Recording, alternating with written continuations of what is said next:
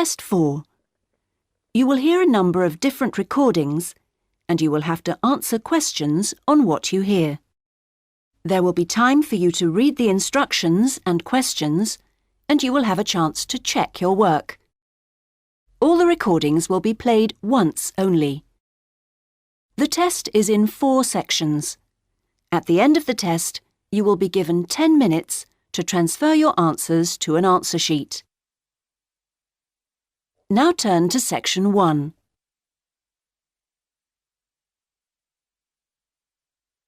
Section 1. You will hear a telephone conversation between a woman and the reservations clerk at a conference centre. First, you have some time to look at questions 1 to 5.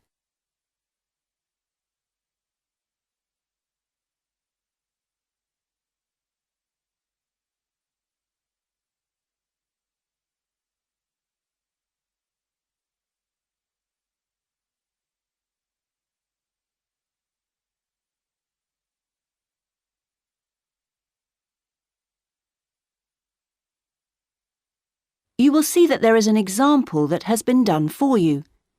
On this occasion only, the conversation relating to this will be played first. Conference Centre reservations. Good morning. Hi, I'm interested in the computing conference next month. Future directions in computing? Yes, that's right. The title of the course is Future Directions in Computing, so Future Directions has been written in the space. Now we shall begin. You should answer the questions as you listen because you will not hear the recording a second time. Listen carefully and answer questions 1 to 5. Conference Centre reservations. Good morning. Hi, I'm interested in the computing conference next month. Future directions in computing? Yes, that's right. Could I ask you a few questions about it? Of course. Okay. I know the conference is for 3 days, but actually I want to attend on the Friday and Saturday only. Will that work out to be any cheaper? Let me have a look. Well, you could register for the 2 days separately, but that wouldn't actually save you very much, as it still costs £35 for each day. In fact, if you could register for the 3 days, you also get an invitation to a free dinner on the Saturday night, so that's probably the better option. Right, I'll do that. How much will the fees be in that case? It's £75. All right.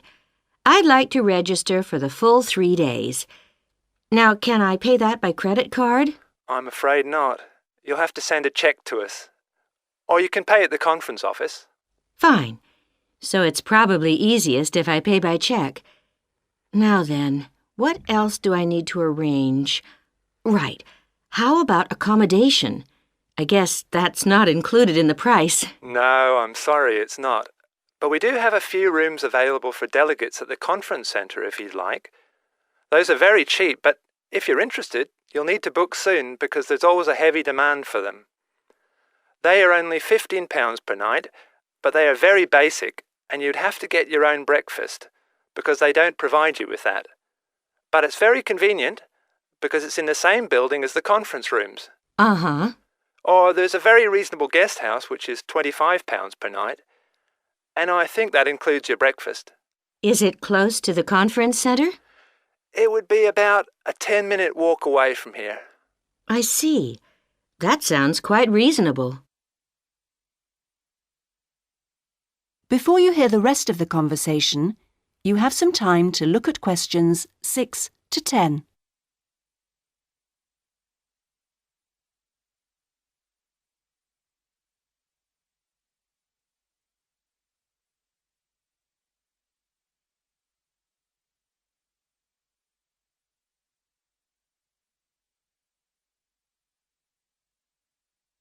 Now listen and answer questions 6 to 10.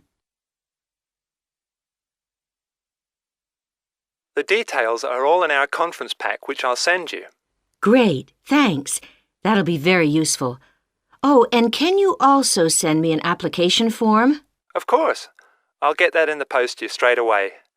Is there anything else? Yes, actually. Can you tell me where exactly the conference center is? Well, it's on South Park Road and it's right at the end of the road next to the library. It's a 10-minute taxi ride from the station and will cost you £5. Otherwise, you can take the bus, which runs every half an hour from the station. That's the 21A, and it brings you straight to the conference centre. Right, got that. That is the end of section 1. You now have half a minute to check your answers.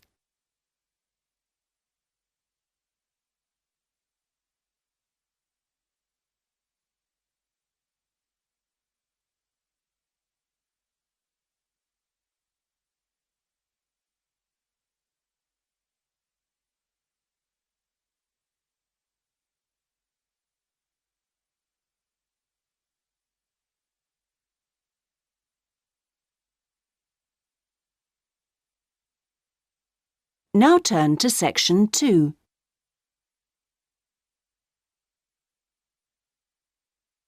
Section 2. You will hear an introductory talk to a group of temporary workers at an international travel exhibition. First, you have some time to look at questions 11 to 13.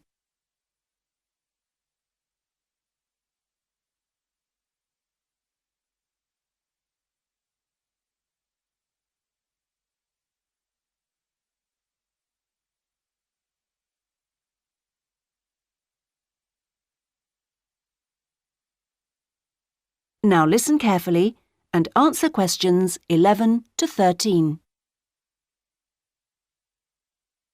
Good morning and welcome everybody. I'm Jenny Stewart and I'm the staff manager here at the Exhibition Centre. We're expecting this year's International Travel Exhibition to attract over 10,000 visitors a day, ladies and gentlemen, and you are among the 200 extra staff recruited to help look after them. Now, to help things run smoothly, we have divided you into 4 teams: the blue team, the green team, the red team and the yellow team. So first, I'll explain how the teams are divided up, and then we'll be giving you colour-coded T-shirts so we can identify you more easily. First of all, those who will be looking after the phones and handling all calls regarding the exhibition, you will be on the red team. Now, we've also put the entrance staff on the red team, and you'll be stamping the entrance tickets and giving out publicity leaflets, okay? Those of you involved in distributing entrance tickets will be on the yellow team, and we've also put those of you who'll be staffing the information booths around the conference centre on the yellow team, so you'll be getting a yellow T-shirt.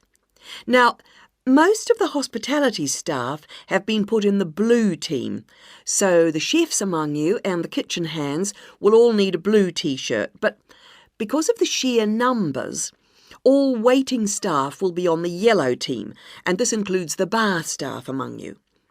Those who will be monitoring and directing the traffic in the car parks are on the green team, so you'll need to get a green T-shirt.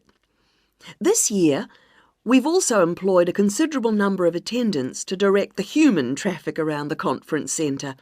Now, you'll be working in the exhibition hall at all times, giving directions and generally helping people whenever you can. And you will be in the red team, so please collect a red T-shirt. Before you hear the rest of the talk, you have some time to look at questions 14 to 20.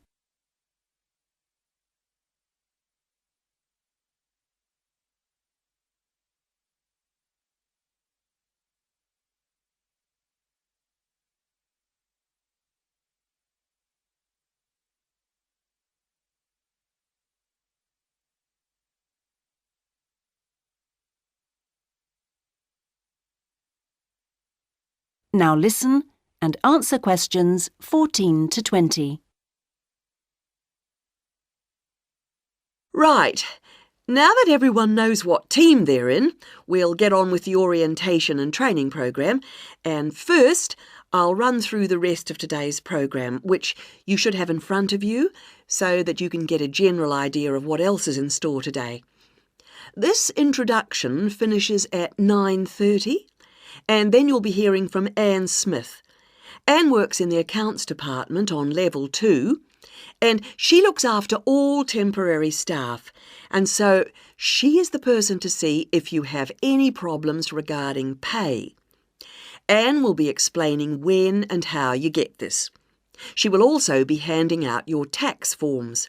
And I will just stress that all tax forms must be completed and returned to Anne before your pay can be processed.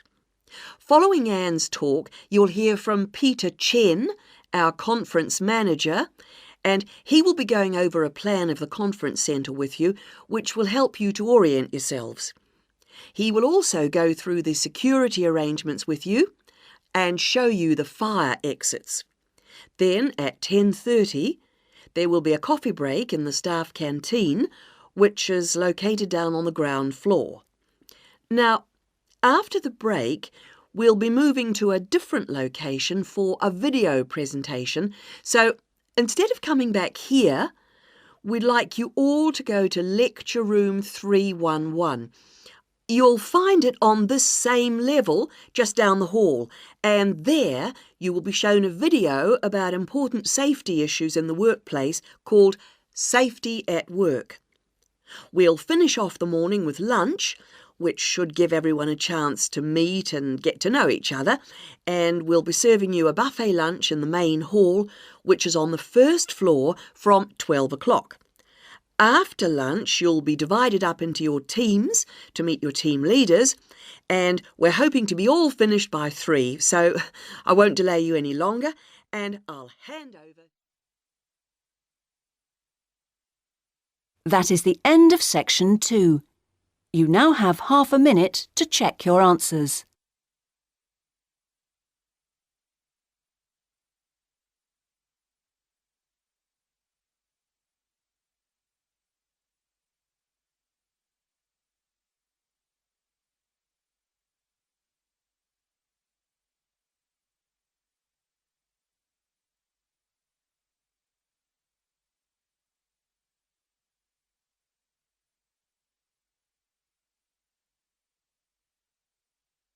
Now turn to section 3.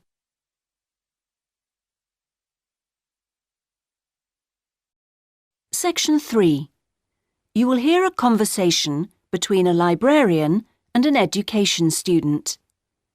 First, you have some time to look at questions 21 to 27.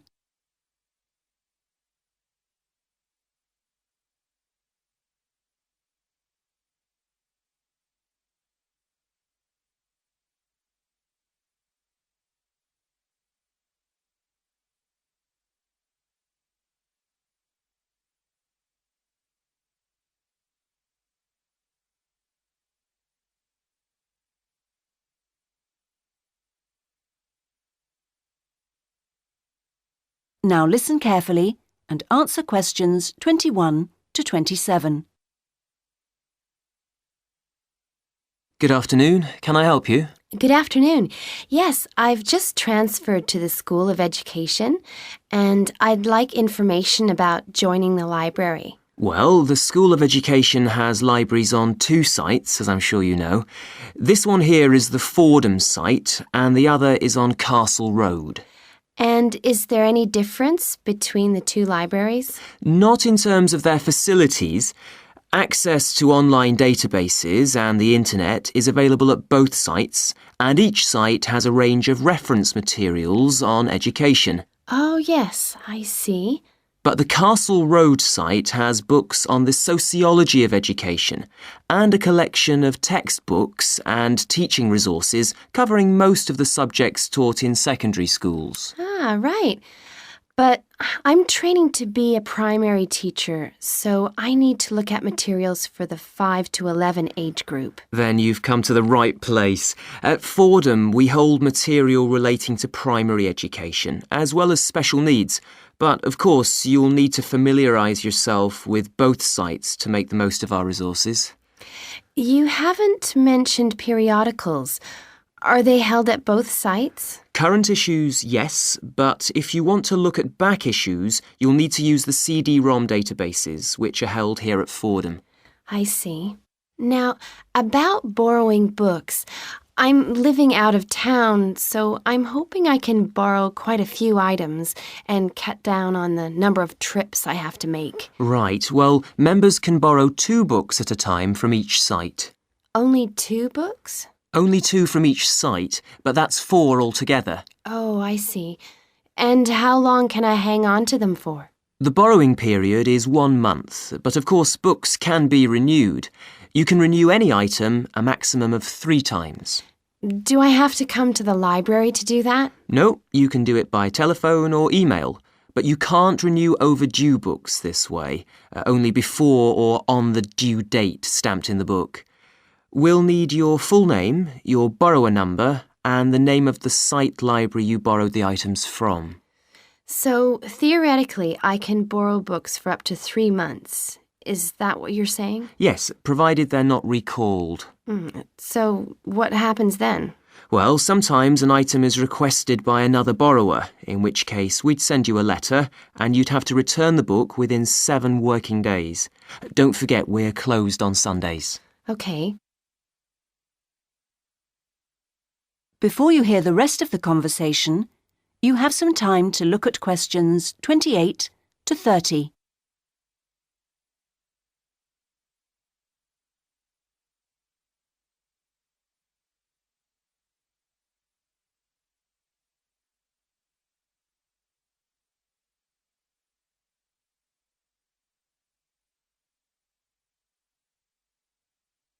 Now listen and answer questions 28 to 30. I expect it'll take me a while to find what I need. There's such a lot here. Yes, there is. But if you need help getting started, this term we're running 3 study skills workshops. Oh? What are they on? Let me see. The first one's on resources. Yes, here it is. How to use the library's resources. That includes everything, not just the print and technical resources. That sounds useful. Is there anything on using the internet? Let's see. The one on the internet for beginners was last term. This term it's finding research materials online. That sounds interesting too. What's the last one? It's a workshop on dissertations. What do you mean? How to write one? No, it's more to do with academic writing conventions. You know, writing a bibliography and how to refer to sources in your text, that sort of thing. Anyway, here's a leaflet with information about all 3. Oh, thanks a lot. That'll be very useful. You're welcome. That is the end of section 3. You now have half a minute to check your answers.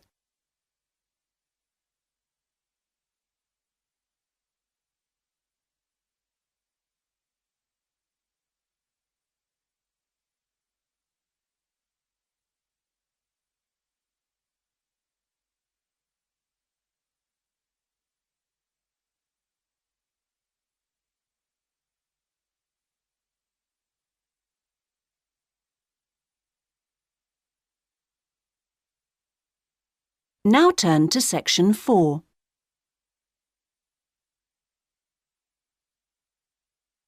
Section 4. You will hear part of a lecture given by a conservationist on the subject of lions. First, you have some time to look at questions 31 to 40.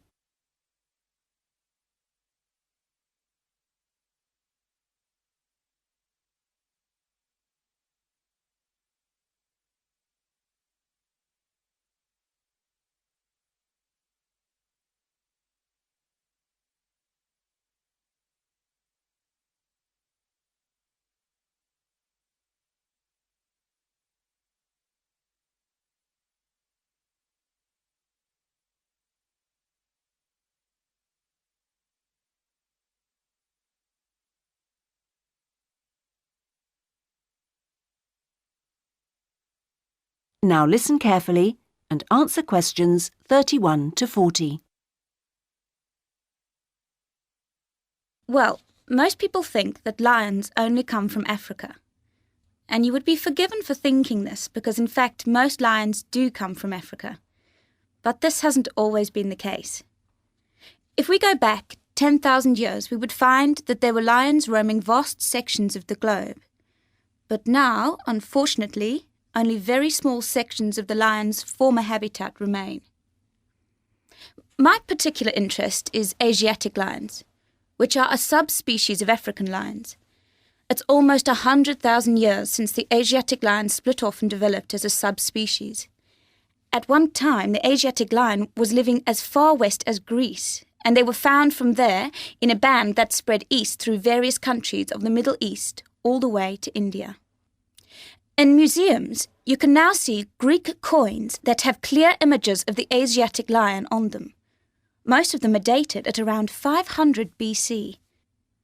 However, Europe saw its last Asiatic lion roaming free 2,000 years ago. Over the next 1900 years, the numbers of Asiatic lions in the other areas declined steadily. But it was only in the 19th century that they disappeared from everywhere but India. So, how can you tell an Asiatic lion from an African lion, with which you're probably more familiar? Well, in general, Asiatic lions are not as big as African lions. The colour is more or less the same, but the appearance of the mane is different. That's the hair around the lion's face and neck. The Asiatic lion's mane is noticeably shorter than the African lion's. Asiatic lions also have a long fold of skin on their undersides, whereas not many African lions have this.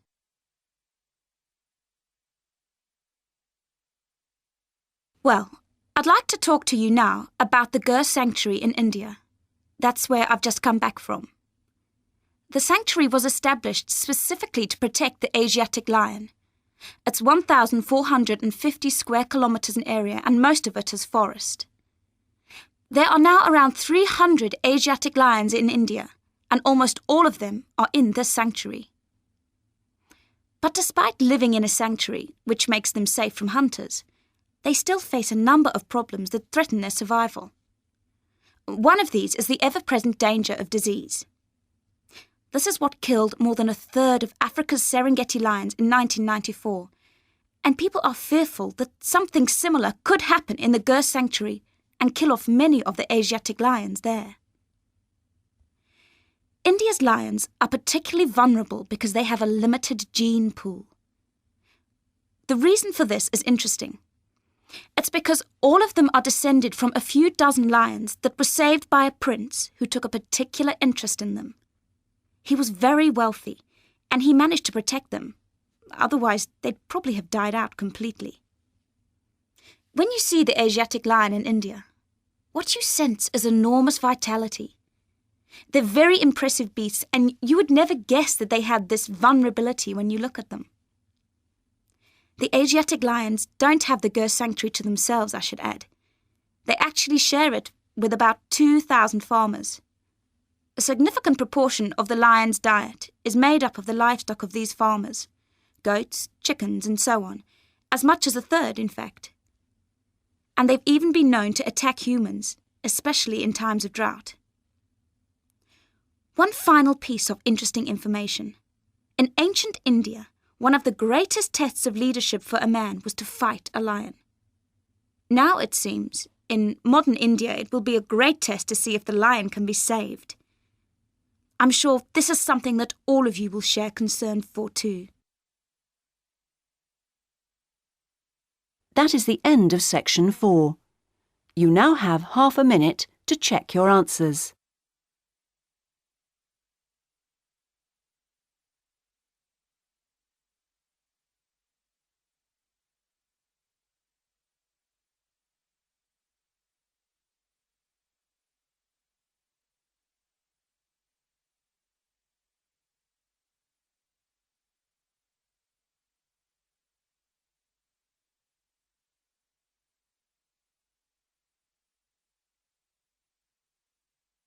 That is the end of the listening test. In the IELTS test, you would now have 10 minutes to transfer your answers to the listening answer sheet.